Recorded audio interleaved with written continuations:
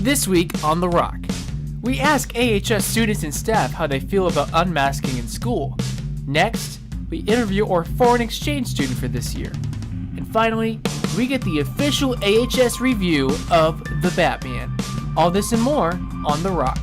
13 strong, we are The Rock. We'll make the show until we drop. We'll bring you news and we won't tell you lies. Please watch The Rock or we will cry. It's made for students just like you. You're gonna wanna see what we do this week on The Rock. 3, 2, 1, we're live.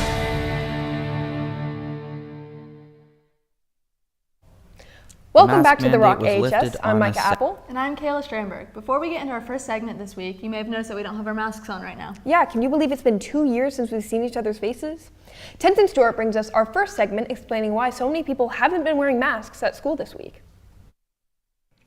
The mask mandate was lifted on a Saturday, March 12th. The following Monday at AHS would prove to be historic as faces were unveiled for the first time after 2 years.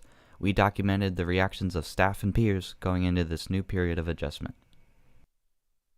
I am extraordinarily excited to see the changes that you're seeing today. It is nice to finally be able to see the incredible smiles that we've been missing for the past several years. The hardest choice for me today was what lipstick to wear. I was so excited to wear red lipstick. And so that was my hardest choice. I picked it. It'll be interesting to see what my students look like. There's a number of them. Unless they're sitting in their assigned seat, I don't know who they are when I see them in the hallways. I've just decided that I'm probably going to not have my mask on, and it's a big decision. There's also like an emotional side of it all that a lot of us are battling, and that's probably what I'm having a harder time with than the actual like to mask or not mask. I think when I'm in front of the class, I'm going to not wear a mask, but when I'm walking around helping students, I will wear a mask at this point. I'm kind of confused about what to do and how to wear it. But one thing is, I have students who have family members who are highly susceptible, so I'm trying to wear it around them. I also want to support kids who want to wear them. I think I'm just gonna wait a bit to get comfortable. Yeah, I had an allergic reaction last night, so my face looks really bad, so. It definitely feels like it's the first day of school as far as just the excitement. But yeah, especially speaking Spanish, I feel like I'm going to be speaking and saying things, and students are going to say like, that's what you've been saying this whole time? I thought you were saying something else.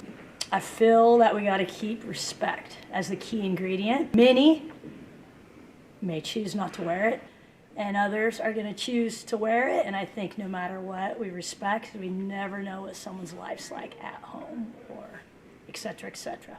Find the extended cut of this segment on the Seahawk Journal. For The Rock at AHS, I'm Tenzin Stewart, signing off.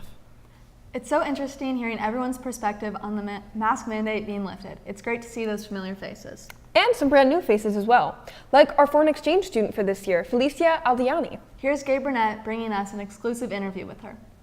I decided to take part in an exchange program because I feel like there's a lot of benefit that I can take for like being an exchange student. So like my expectation about the United States is like before I came here, I thought that like the United States, like all the states or all the region or all the city, it's like looks like New York, like Los Angeles, like a big city. But like in reality, like it is not. America like has a lot of good natural places, and it's like so pretty.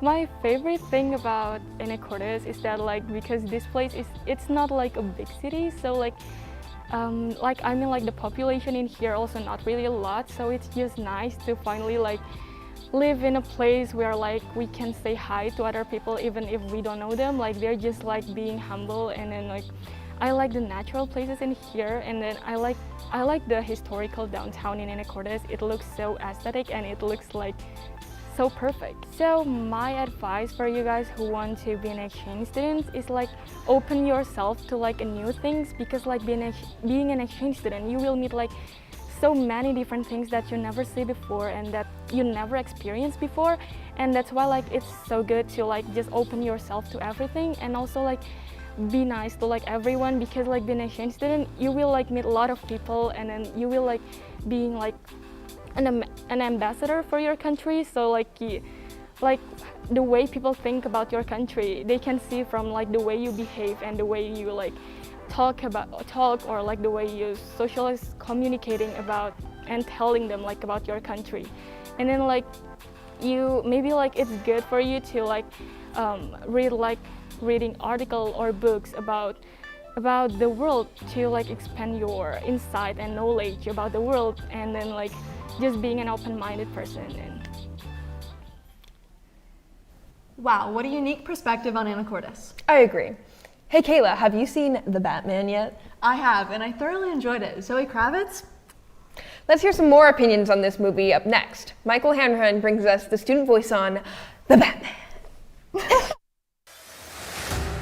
With the new Batman film premiering on March 4th, we here at The Rock wanted to unmask the public opinion.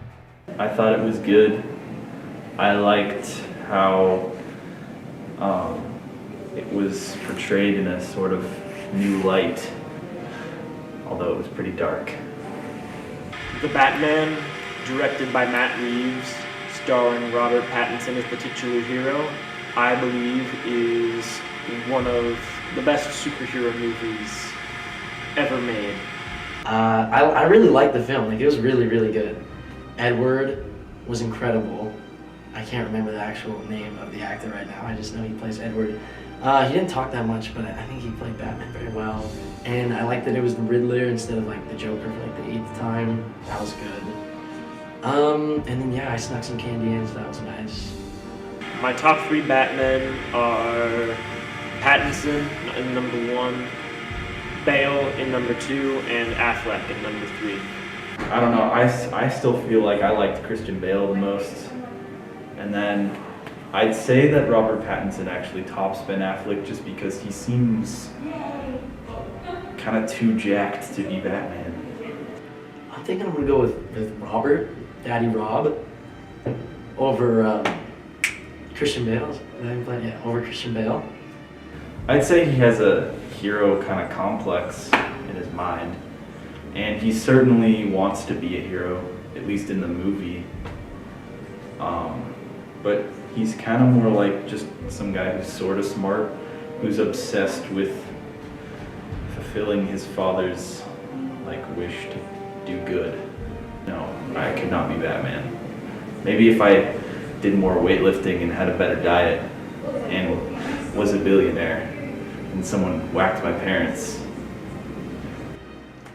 Definitely not. As soon as I caught wind of just the entire city just dying and the murder rates out of this wind, like just everywhere, I would just leave.